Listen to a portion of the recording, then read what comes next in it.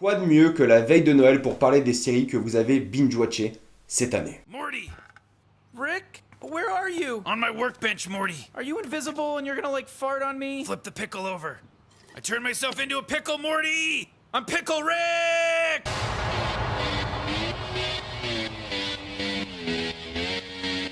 I can command anyone to do my bidding. You two hold hands. That thing ain't even fun. That's kind of fun. I wake up every day is a daydream. Everything in my life ain't what it seems. I wake up just to go back to sleep. I act real shallow, but I'm in too deep. Some people think I'm bonkers, but I just think I'm free. And I'm just living my life, there's nothing crazy about me.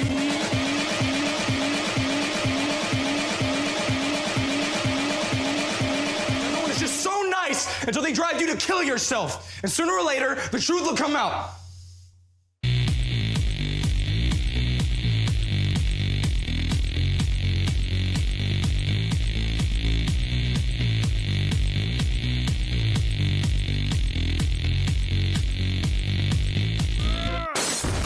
Everything okay here? Mind your own goddamn business, Gene! Some people think I'm bonkers, but I just think I'm free. And I'm just living my life, there's nothing crazy about me. You'd have to be crazy, stupid, brave, and lucky. All at the same time.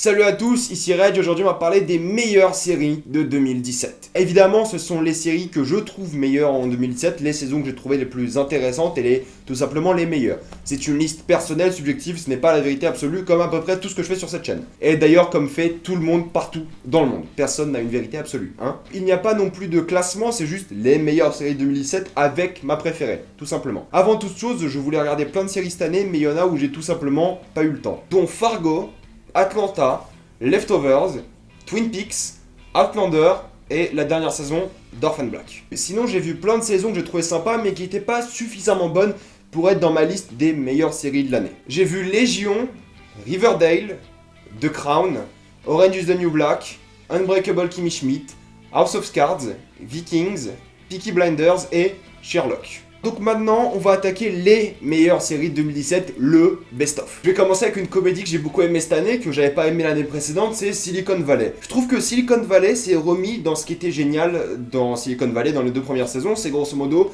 cette satire de la société de l'entrepreneuriat, de la compétitivité de la Silicon Valley justement, et de ces gros clichés de entrepreneurs, de PDG qui feraient tout pour maximiser leurs profits, qui feraient tout pour avoir le plus d'argent possible, qui feraient tout pour avoir la meilleure réputation possible, tout en mêlant des conflits de personnages, d'émotions, de bonnes blagues, de blagues qui sont pas que pour les geeks nuls référencés à la Big Bang Theory, mais des blagues qui sont faites pour tout le monde parce qu'elles sont avant tout basées sur des personnages. Il y a quelques blagues de nerd et de programmation là-dedans, mais sinon c'est une excellente comédie et ça a très bien montré avec cette 4ème saison ce que c'est d'avoir un drama de personnages avec des bons éléments de comédie autour. Une série Netflix qui m'a surpris cette année, c'était Godless. C'était un western, c'est une mini-série d'une saison avec des épisodes d'entre 50 et 90 minutes et j'ai juste adoré ça. J'ai adoré parce que le marketing m'a juste pas donné une bonne impression. C'était une sorte de western où il y avait que des femmes qui dirigeaient la ville et je trouvais ça un peu... je pensais qu'ils faisaient ça juste pour montrer leur côté un peu plus féministe, un peu plus progressiste, mais en fait pas du tout, c'est juste un concept, une idée qui a très bien développé, qui a donné une série qui était entraînante, qui était bien réalisée, qui avait une très bonne photographie, et c'est un bon western à conseiller, c'est une mini-série que vous pourrez regarder. Maintenant on part de l'autre côté des services de streaming avec American Gods, c'est le gars qui a fait le showrunner d'Hannibal, et on voit bien que c'est le gars qui a fait Hannibal. C'est très léché, c'est très soigné, c'est une sorte de fantasy urbaine avec des divinités dans le monde moderne, et comme l'impact qu'ils ont maintenant, les nouveaux dieux, les anciens dieux, les dieux de la technologie contre les dieux de l'époque, de l'Olympe par exemple, ou du monde nordique, enfin il y en a plein, il y a même Jésus qui fait un caméo dans la série. Enfin plus qu'un caméo d'ailleurs je crois. Enfin bon, il y a un vrai délire autour de ça et juste pour ça mérite d'être regardé. Il y a quelques problèmes par-ci par-là, j'ai une critique d'American Gods pour aller la voir. Mais en tout cas, ça vaut le détour, surtout si vous êtes fan d'Hannibal. On retourne à la télé avec Taboo, avec Tom Hardy. C'est une série que je pensais aller dans le délire fantasy, qui allait mal gérer son trip et au final c'est une sorte de Londres victorienne super intéressante avec des éléments de fantasy vraiment bien attachés à la série, des personnages juste trop bien interprété, une histoire qui est alléchante d'un bout à l'autre. Enfin, j'ai passé un super moment devant Taboo. C'est spécial, pas Hannibal spécial, mais c'est spécial dans le délire, dans ce qu'ils essaient de faire. C'est long, c'est lent, mais c'est vraiment entraînant et c'est un bon drama à l'anglaise comme on les aime à l'époque victorienne. Maintenant on va parler de beats, parce que j'adore quand on parle des beats d'American Vandal. C'est d'ailleurs les seuls beats que j'aime dans la vie. C'est une série un peu documentaire de Netflix qui parle d'un gars qui a tagué des beats sur des voitures et on essaie de trouver c'est qui le criminel. C'est une enquête en documentaire, c'est hyper bien, ça interprète vraiment bien les personnages de lycée, ça les met très bien en scène et c'est vraiment l'une des séries qui a le mieux compris ce que c'est d'être lycéen.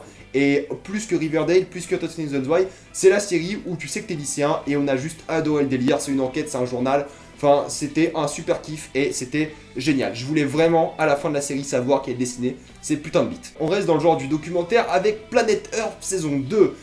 Planet Earth saison 2, c'est la série qui fait voyager. C'est un documentaire sur plein d'espèces animalières, sur plein de territoires, sur plein de continents. C'est un délire. C'est vraiment l'un des... Enfin, sûrement, à mon goût, le documentaire le mieux filmé que j'ai vu de ma vie. C'est impressionnant, la qualité des images, les animaux qu'ils ont pris dedans. Je crois qu'ils ont mis 10 ans à la faire. Enfin, Planet Earth 2, c'est la série qui a le plus marché au Royaume-Uni, il me semble. Enfin, c'est un délire. Si vous êtes fan de documentaires, si vous êtes fan d'animaux, mais c'est un must. Regardez saison 1 et la saison 2, mais c'est un délire. C'est comment c'est bien réalisé, comment c'est bien foutu. Et chaque plan vous surprend, chaque scène vous surprend. On dirait qu'ils ont juste pris des animaux en image de synthèse. Ils ont fait un scénario autour, alors que non, tout est vrai, tout est légitime. Enfin, c'est un truc de ouf. Planet Earth, faut regarder ça. Je me suis beaucoup énervé sur cette saison cette année, mais faut admettre, comparé aux autres saisons, elle était superbe. C'est Game of Thrones saison 7. J'ai une critique sur pourquoi je trouve que la saison était la moins bonne, celle-ci qui est sortie cette année, mais honnêtement, maintenant Game of Thrones est tellement réussi, tellement bien mise en scène, avec tellement de bons acteurs, avec un scénario tellement bien cousu, sauf cette dernière saison, mais comparé aux autres séries, ça mérite sa place dans le podium des meilleures séries de 2017. C'est Game of Thrones, c'est excellent, c'est très bon, des batailles épiques, des personnages qui savent plus ou moins bien jouer, hein, n'est-ce pas, Daenerys et Kit Harington. Ça reste quand même le pivot de ces dernières années, le truc qui a changé le genre des séries télé, le truc qui va réintroduire avec Le Seigneur des Anneaux, avec The Witcher, la fantasy à haut budget à la télé. Enfin, Game of Thrones saison 7 mérite sa place et c'est une série de dingue, encore une fois. On va jouer de nostalgie avec Stranger Things saison 2, une saison qui était à mon goût plus réussie que la première. J'ai une critique d'ailleurs si vous voulez la voir, enfin tout sera dans la description, en annotation, bon, tout ça. C'est une saison qui joue beaucoup moins sur la nostalgie. Il y a un épisode qui sert totalement à rien, j'espère qu'ils vont l'utiliser dans la saison 3, mais sinon il y a un fil conducteur assez précis, des nouveaux personnages attachants, une histoire qui est intrigante et une mise en scène encore plus réussie avec une soundtrack encore plus réussie. Stranger Things saison 2 mérite sa place ici largement. On repart chez un autre service de streaming avec des Handmaid's Tale. C'était encore une fois le genre de série, je me suis dit, oh, ils essaient d'atteindre cette vague un peu féministe de la société. Pas du tout, c'est une dystopie, c'est une sorte de trip très bizarre dans un monde où la patriarchie domine, mais de manière très violente, de manière très logique pour eux. Enfin, c'est une série qui est hyper intéressante, qui est hyper bien filmée, qui a de super dialogues, qui a des moments qui sont juste très forts en émotion, qui sont très marquants, mémorables. Handmaid's Tale sur Hulu, enfin on n'a pas Hulu mais je crois que c'est OCS ici, ça vaut le coup. Ça vaut largement le coup. On refait un peu de pause comique dramatique avec Master of None, la série d'Aziz, qui est juste trop bien. C'est une série qui parle de vie, c'est une série qui parle d'amour, c'est une série qui parle de relations, qui parle de trouver sa place dans le monde, trouver sa place dans sa vie. C'est une série qui a l'air autobiographique pour Aziz, enfin c'est incroyable ce qu'il arrive à faire, c'est lui qui a réalisé, écrit et joue dans la série. C'est une série qui est hyper léchée du point de vue de la photographie, c'est très joli, cette saison 2 se passe en Italie, vu qu'on sait fortement la saison 1, c'est en 21e en plus, c'est bizarre pour une série, c'est spécial, mais ça fait un rendu bien plus cinématographique, enfin, c'est un kiff, c'est dramatique, c'est drôle, c'est un super kiff. The Punisher, bah oui, quand vous sortez de l'une des meilleures séries Marvel avec Daredevil et Jessica Jones, forcément vous êtes sur cette liste. The Punisher était génial. J'ai adoré Punisher, j'ai passé un super moment. Il y a une intrigue que j'aurais supprimée, j'ai d'ailleurs une critique de The Punisher, mais honnêtement, c'est l'un des meilleurs traitements qu'on a eu l'occasion de voir du traumatisme post-guerre, le PTSD.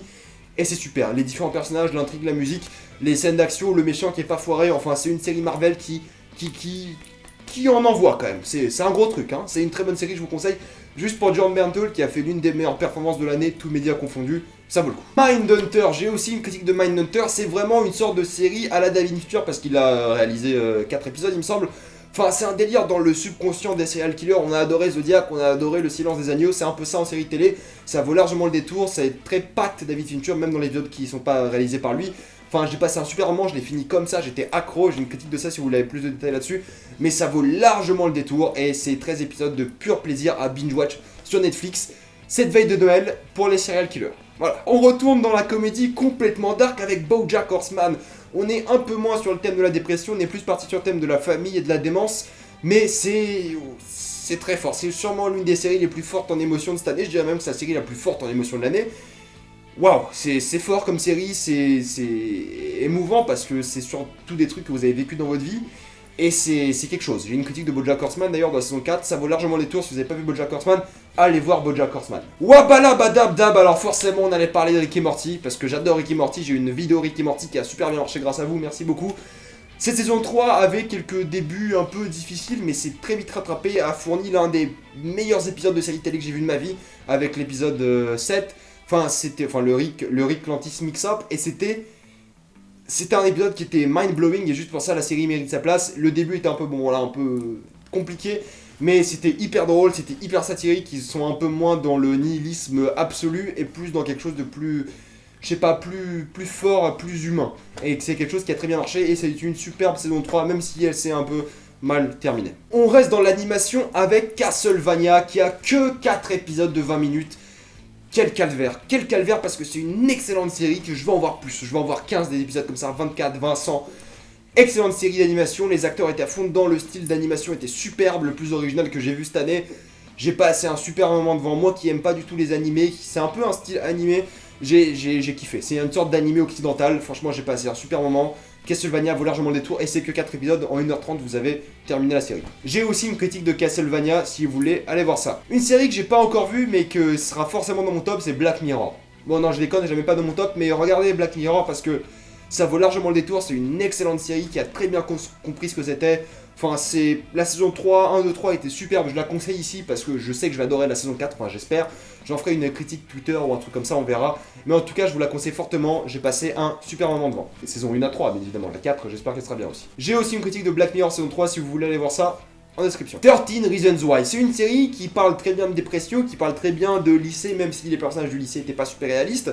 En tout cas, ils ont un peu dramatisé le suicide, qui était un pari assez intéressant, et ils ont très bien géré cette histoire. Ils avaient des personnages attachants, je voulais savoir comment ça se finit, je voulais savoir les crimes qui ont été faits dans cette série, le drama de lycéens, enfin j'ai passé un super moment, c'est une de mes séries préférées. J'ai une critique de 13 Reasons Why sur ma chaîne, si vous voulez aller voir dans la description, attention.